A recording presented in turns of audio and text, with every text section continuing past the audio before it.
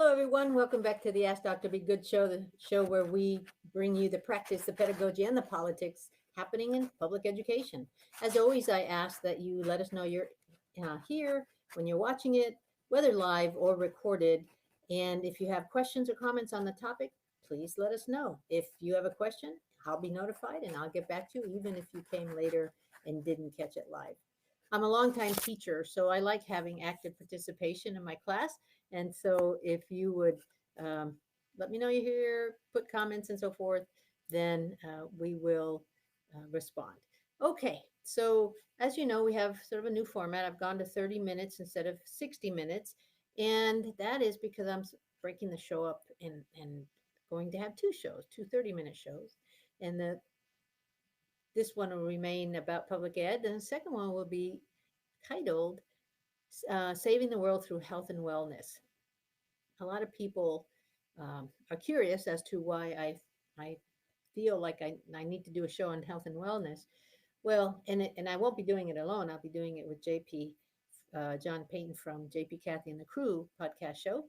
And we have, between the two of us, just a lot of stories about trying to stay sane in through health and wellness.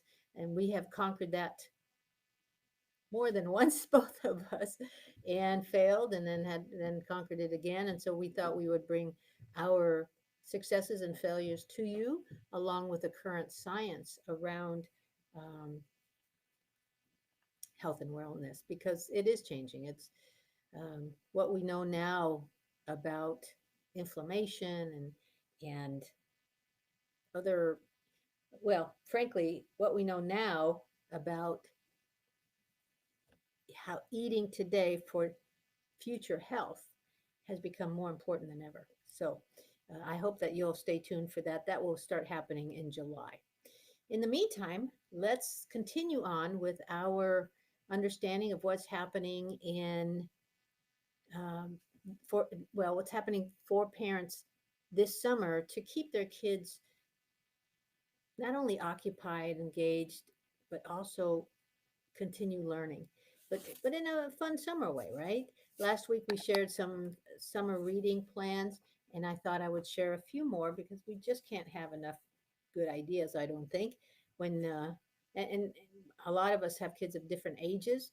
Last week I brought you more elementary, and this week we have a combination. So let's get started. This is called from the Reading Rockets website, which is an excellent website for parents and educators to go to. And it's 10 weeks of summer reading adventures for you and your child. And what basically they have, because most summers are about 10 weeks long, they have something for every week. So let's uh, spend some time there. Celebrate summer. First of all, let's start the first week. And most of us are in our first or second week of summer. Go ahead and have your kids start a summer scrapbook. One of the things that they can write in it, for example, is what they want to do this summer. Um, put when is the sun setting right now, right? When is sunset? When is sunrise? We'll come back to that. But putting in there some of the things that they want to chart. For example, charting the books that they are going to be reading this summer, and putting in there any souvenirs, any tickets, stubs from places they go. For example, if you go to Six Flags, keep your ticket stub and put it in your scrapbook. That's a those memories, and it's so much fun to go back and revisit that. Maybe at Christmas time, you go back and open up your summer scrapbook and talk about it. You bring it out to the family get together, and you just revisit things, sort of looking back and how much fun that was. All right, the second week, keep in touch. This is a writing opportunity. And remember, I told you that writing is going to be much bigger in state assessments from now on, as writing should be bigger. I'm not saying we should have more state assessments, but we don't write enough, I don't think, in schools unless we know it's being tested in that grade, and that's wrong. So at least the state of Texas will be emphasizing writing a whole lot more. So this is design your own stationery and write a letter to a friend, or start a journal with a friend or a relative, and take turns writing in it all summer long. Write a letter to your favorite author. That's a great one. And that can even be an email. You can get help from the public library, or a lot of times now in the back of books, you will see that the author has an email, or you can Google them and they have a website. And so you can start a conversation about your favorite book by that author. Maybe you can ask them what the motivation was, or have your kids ask them what the motivation was to write that book. Let's see, week 3, discover recipes for fun. This might be good now that we're here for the summer. You've heard me talk about how involved kids should be in their summer snacks and meals. So, getting good recipes, going to the library, and looking for a new recipe book that has new recipes that the family hasn't tried, maybe something from other countries, and then you can also invent your own recipes, invent a cool summer drink, work up an appetite by reading a book about food, and then go and make that food. So there's lots of writing opportunity and reading within the Discover Recipes for Fun week. Week 4, travel the world. If you're not going anywhere for the summer, but you wish you would, pick a place that the family wishes they could go, and then you can summarize that information and bring it to the family. If you are going on a family vacation, research it thoroughly before you go, and what things to do, how much things cost. Is it out of the country? Do you need a passport? Do they have different money? What is the exchange rate? All sorts of things that you can talk about. Um, when you are traveling in the car, you can look for out of state license plates and look at the logo that's on there. The license plates usually have a logo, and decide which one you like best. Week 5, enjoy the great outdoors. And that's an easy one. And this is an interesting one. Pick a few wildflowers and press them between the pages of a heavy book. Now, you just can't put them in a book. You usually put them between wax paper. But, get help in which book you should use. But you press them in there, and then we'll come back later for that. And plan a backyard camping trip. How's that? That would be fun. With a friend, spend the night out in the backyard. You plan what you need. You write down what equipment you need, what food you want to eat, maybe some safety things that you need to keep in mind with your parents' help. And then week 6, visit fun places. So this might be the week where you start investigating places to visit, like museums, the zoo, libraries, and so forth. And let me talk a little bit about libraries, by the way. The libraries are the bomb these days. I just Googled a couple of libraries for big cities here. And in this library, um, they have financial literacy. They've got and that's not only for parents, they've got it for kids also. And trains, the train's coming, better money management. Do owls poop? This is one where they talk about owl poop. And if you've ever had the pleasure of investigating and taking apart owl poop, like I have when I was a 5th grade teacher, we actually brought uh, owl pellets to our kids when we were studying science, and we would have them take it apart and find bones in there and try to put the bones together. It's great, great, great fun. And so, do owls poop? I'm sure would catch the kids' interest. And then there's the Living Well series to promote healthy lifestyles. There's the 2021 bookmark contest winners. Download the app so your library has an app. There's all sorts of neat things. Here's another big city, and they've got their featured events, summer Saturdays at Central Events. And this is a Celebrate Juneteenth program on June 19th, which I'm hearing will be a federal holiday soon. And what else do they have? They have senior coffee clubs, story time, beginning music theory, beginning piano and keyboard. Now, this is the Dallas Library, if you can believe that. Looking for my babies, Friedman searching for family. And of course, this is a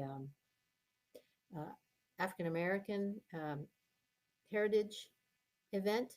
And let's see what other things they have. Intermediate string classes. This is a month-long Greek Central, Dungeons and Dragons, dive into sharks, nature plus play equals megalodon, the dinosaur. reading, ready, pick up, sing and sign, bilingual story time, hora de cuentos, which is a Spanish story live from the Dallas Zoo. So, oh my gosh, if you've not investigated the your local libraries, please do go online, sign up, sign your kids up, and it's just fun. I would tell you to also go to the Parks and Rec and see about signing your kids up for classes. Chances are by now they probably are mostly full because you have to do that, I think, in April. But that's something to put in your calendar for next year. So visit fun places. Week 7, become a publisher. And again, that's helping with the writing. We want to make sure that we have writing opportunities for kids that are relevant, right? We want to make sure that we have reasons that kids write that aren't formatted, right? It's not all about whether they spelled it correctly. That's not important. It's what's important is it understandable to where the person who's going to receive it can understand it and enjoy it. Week 8, watch the skies. Terrific. Learn what birds live in your areas. Birds are described in books called field guides. You get those at the library or probably online. Wake up early and go bird watching and listen to the birds that you um, listen to birds, and also list the birds that you find and then see if you can connect their song to them. Which constellations can you see on a clear summer night? There's great apps for that, folks. Great apps. You can put your phone up to the sky and it'll tell you if there's a constellation there. Um, the first UFO was reported in 1947. Read a science fiction book in honor of it. And there's, the government is now admitting that they've been studying UFOs, and they may have actually said that there have been some UFO action out there. And so you can, for the older kids, that might be something very interesting to start keeping track of. Is our government finally coming clean on the UFO theories? All right, week 9, design something big. So invent a tool to help you do chores more easily. Draw a picture of it, make a prototype if you can. Um, how about walk around your neighborhood and look at homes? Look at the way homes are designed, and then design your own house around what you perceive as how you would think a perfect house would be for you. Design your own board game and write the rules, and then play it with your siblings and your parents. And then everything we use was designed by somebody. Start a collection of things you like. And of course, I'm speaking as if I'm speaking to kids, but parents, you know what I'm doing. I'm encouraging you to be me and bring these things to your kids. Um, and then week 10, honor summer's end. Remember the wildflowers that were pressed in the book? Bring it out and put them in your summer scrapbook. And make sure you label them, label the date that when you press them, and when you put them in the book, and then what kind of wildflowers you think they are, because your memory won't, you won't remember. And then review the chart you made listing all your books.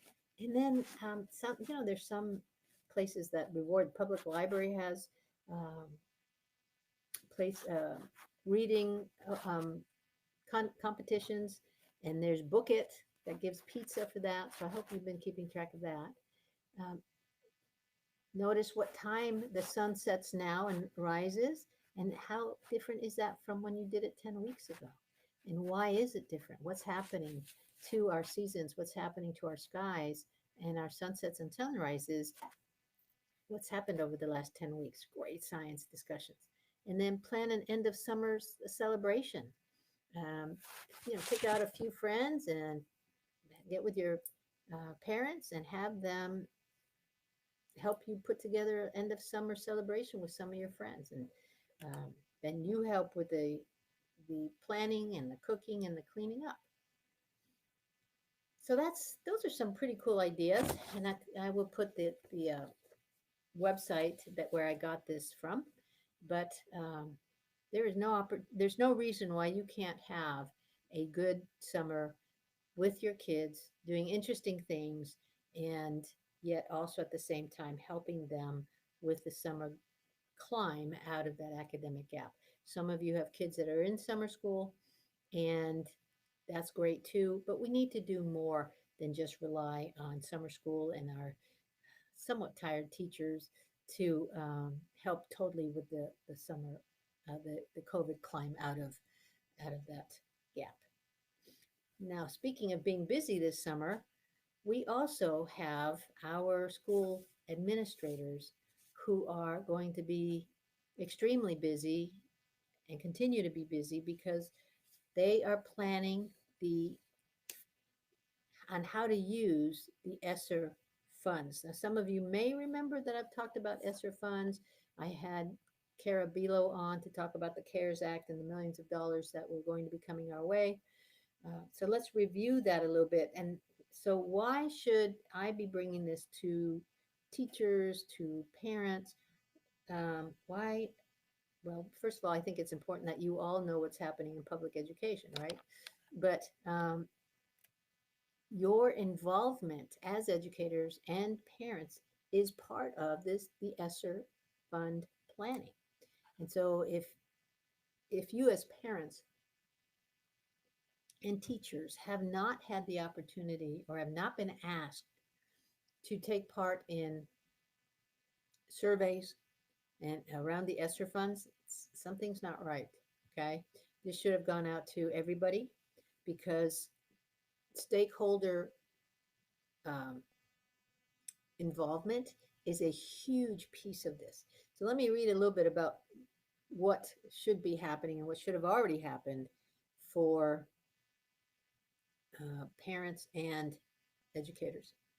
So first of all, we have the American Rescue Plan Act, which is ARP, signed into law on March 11th of this year, which provided nearly $122 billion to elementary and secondary schools, and also um, to fund something called ESSER, which is the Elementary and Secondary School Relief Fund. So ARP, which is the American Rescue Plan, and ESSER funds are provided to state educational agencies in the same proportion for each state. Okay, so if Texas is big, we got more. If Vermont is little, they get less, right? It's under Title I, which is how federal funds are sent out from the federal government to state agencies and then finally to school districts. I'm going to give you an example of our school. We have 1,600 students, and we received $4,244,783. That's incredible, folks. And so I believe if you remember Dallas ISD, for example, got 50 million, I think. So we're talking some major money here, but it doesn't come easily. There's strings attached, as there always are with any time you get federal funds. So what we're supposed to address with it are a plan for safe return to in-person instruction and continuity of services. Provide a plan for the use of the ESSER funds. And there's three pots of funds, by the way. There's ESSER 1, ESSER 2, and ESSER 3. ESSER 1 came in March under the CARES Act. ESSER 3 has actually come before ESSER 2. ESSER 2 is starting to come our way. We know how much we're getting, which for us, I believe we're getting another 600 and some thousand. So all in all, we're receiving almost, I believe it's 1.5, so almost $6 million.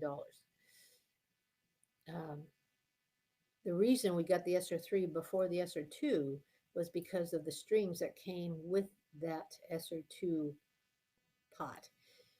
And what that means is that for those districts whose enrollment was not as high this year as it was in previous years, because we had families who didn't want to send their kids to school, who disappeared, just all sorts of things that happened.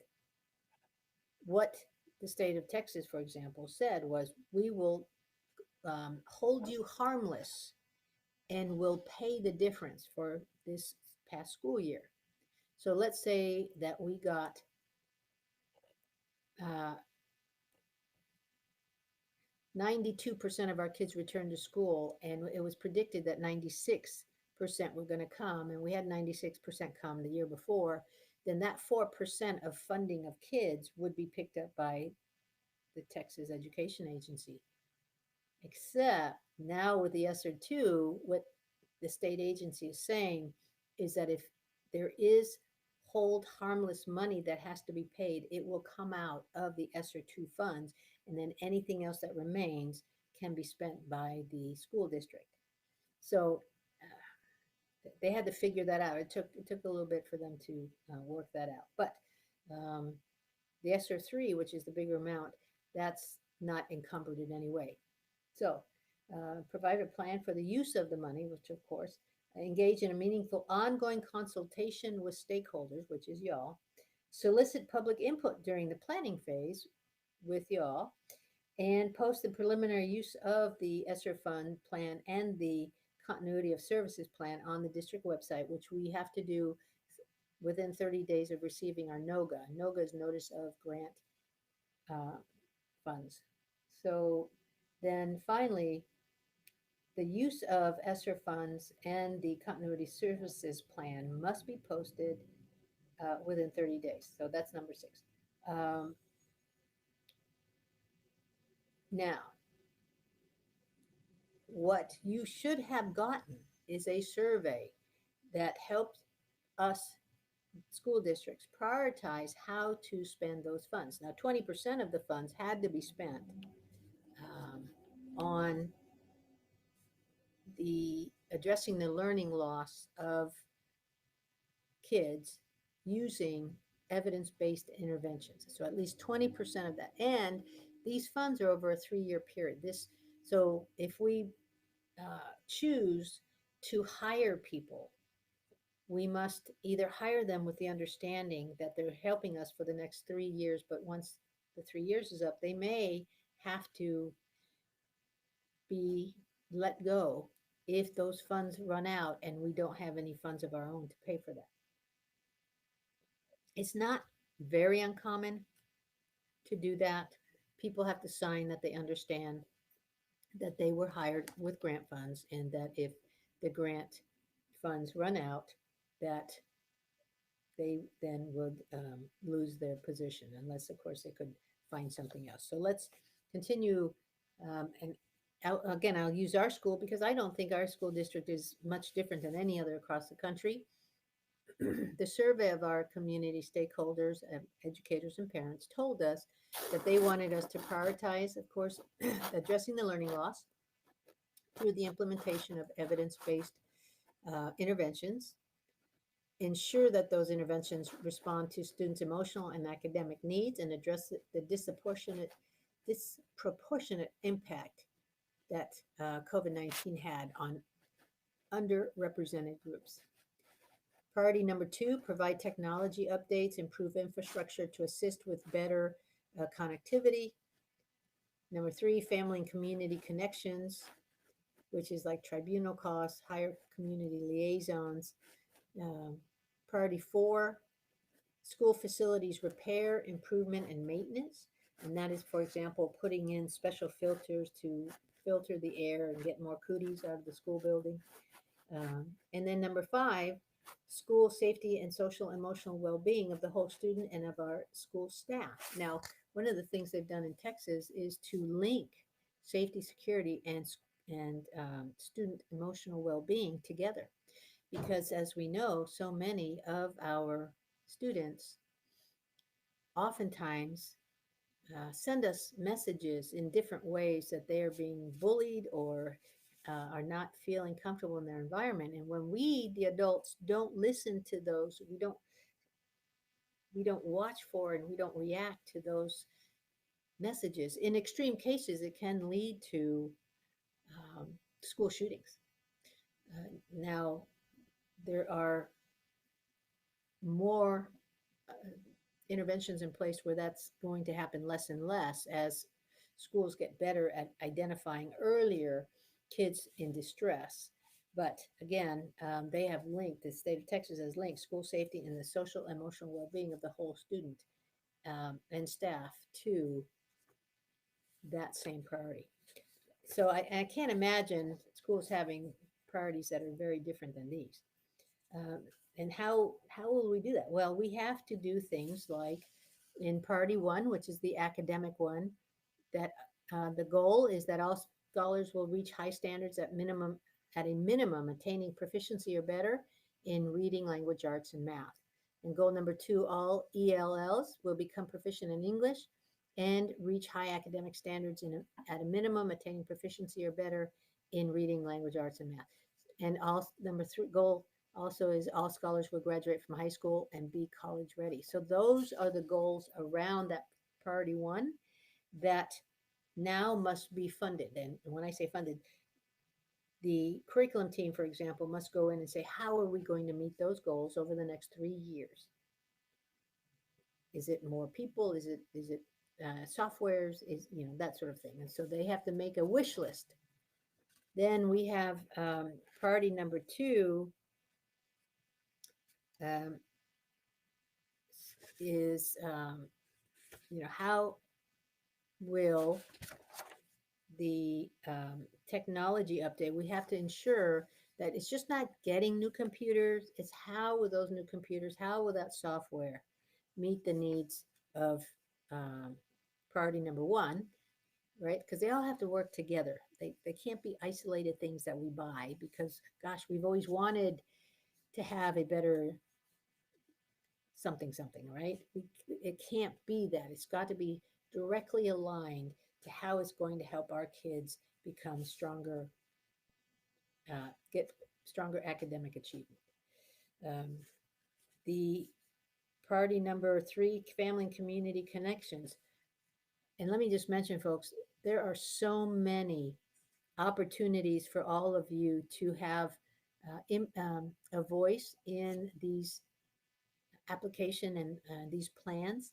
There's a public forum that is required after the survey, after this, after posting it, after several time periods. The schools must go back to the stakeholders like educators within the district and parents within the district and even some of the older kids and ask, how are we doing on this?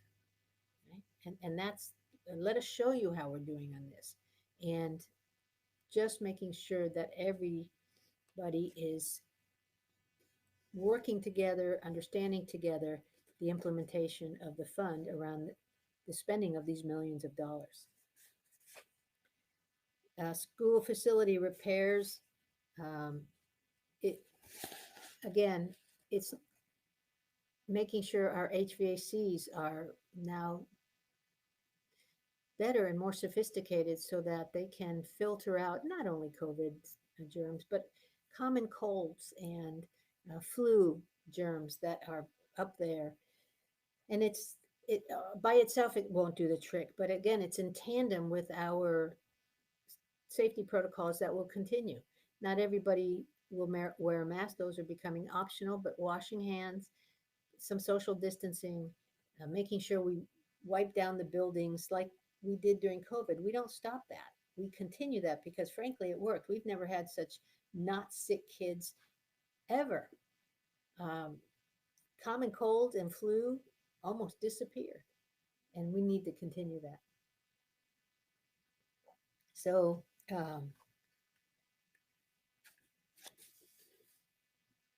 why should you go to the trouble of asking? If you're one of those parents, if you're one of those educators that you're hearing this for the first time, that should be a problem. That should be alert should go off in your brain to say, either as a parent, either my email is not working, they're sending is going to my junk mail, or I haven't given them my current email because I'm not getting notices about the opportunity to give my input on this, or your school, frankly, and your district's not asking you to take part, and that's not okay. You need to be that advocate for your child, for your school district, for future, for your economic future. And so you say, okay, what do we do about that? Well, here's what you do. You contact your district, or you can contact your principal first and say, hey, I hear about ESSER funds, and how, I'm a stakeholder and I'm supposed to be giving input and I didn't get the survey, and how can I get to where I'm receiving notices about the ESSER funds and the planning around that, and looking at the plan and giving input around the plan. And imagine a principal that gets 3 or 4 emails from parents asking for this. Wouldn't that be neat? Wouldn't that sort of alert the principal that maybe they need to communicate in a better way? That'd be fantastic. Uh, so, well, we've reached the end of our show. We've had a couple of strong segments, which um, you can also catch on Twitch and Spotify. But more importantly, you have the opportunity to reach out to me when you have a question about public education so that I can get you the answer. As you all know, becoming advocates for pub ed is our job. It doesn't matter who you are, doesn't matter whether you have kids or not, it's still your job. Our future depends on these little guys that are in schools right now, and we need to help them.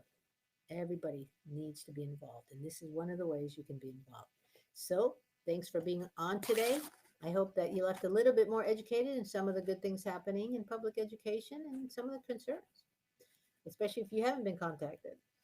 Uh, but mostly, I hope that you left with an understanding about how important your role is, along with mine, along with educators and other stakeholders, in why we must make sure that our kids in schools get the best education they can get.